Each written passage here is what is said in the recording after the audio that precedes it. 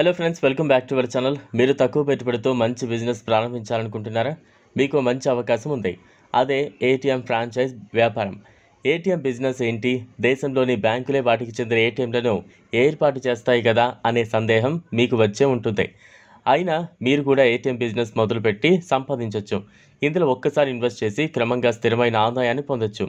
మన దేశంలో ఏటీఎం కేంద్రాలను ఏర్పాటు చేసేందుకు చాలా బ్యాంకులు Tata in cash, Muthoot ATM, India one ATM వంటి వాటితో ఒప్పందం చేసుకుంటాయి. ఈ నేపథ్యంలో మీరు కూడా ఏటీఎం ఫ్రాంచైజ్ ఏర్పాటు చేయొచ్చు. ఈ కంపెనీలకు వాటి అధికారిక వెబ్సైట్ల నుంచి దరఖాస్తులు చేసుకోవాల్సి ఉంటుంది. ప్రస్తుత రోజుల్లో సైబర్ నేరగాళ్ల మోసగాలు పెరిగిపోయిన క్రమంలో కంపెనీల అధికారిక వెబ్సైట్ ద్వారానే అప్లై చేసుకోవడం ముఖ్యం.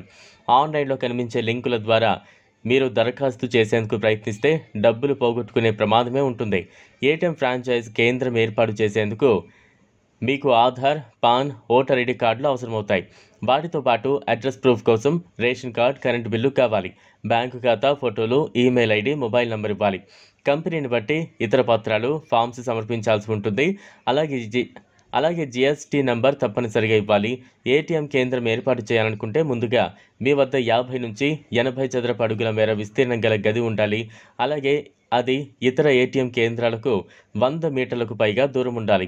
అలాగే ప్రజలు తమ ఏటీఎంను సులభంగా గుర్తించే విధంగా, ఈజీగా ఏటీఎంకు వచ్చే విధంగా ఉండాలి.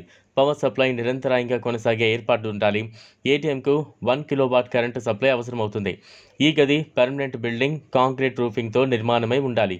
ఏటీఎం ఫ్రాంచైజ్ కోసం అప్లై చేసుకుని అనుమతి లభించినట్లయితే ముందుగా మీరు 2 లక్షలు సెక్యూరిటీ డిపాజిట్ చెల్లించాలి. ఆ తర్వాత 3 లక్షలు ఆపరేటింగ్ క్యాపిటల్ ఇన్వెస్ట్ చేయాలి. ఈ మొత్తం పెట్టుబడి అనేది కంపెనీలను బట్టి మారుతూ ఉంటుంది. మొత్తంగా దాదాపు 5 లక్షలు ఇన్వెస్ట్ చేయాల్సి ఉంటుంది. ఏటీఎం ఫ్రాంచైజ్ ఏర్పాటైన తర్వాత కస్టమర్లను బట్టి మీ ఆదాయం ఉంటుంది. ఒక ట్రాన్సాక్షన్పై మీకు ₹8 వరకు కమిషన్ లభిస్తుంది. అలాగే బ్యాలెన్స్ చెక్, ఫండ్ ట్రాన్స్ఫర్ వంటి నాన్ క్యాష్ ట్రాన్సాక్షన్స్కు ₹2 చొప్పున బ్యాంకులు కమిషన్ చెల్లిస్తాయి. Reserve bank of India RBI 2012 ఏడాది నుంచే వైట్ లేబుల్ ఏటీఎం కేంద్రాల ఏర్పాటుకు అనుమతినిచ్చింది. ఈ వీడియో మీకు నచ్చినట్లయితే లైక్ చేయండి, షేర్ చేయండి, ఛానల్ను సబ్స్క్రైబ్ చేసుకోండి. Thanks for watching.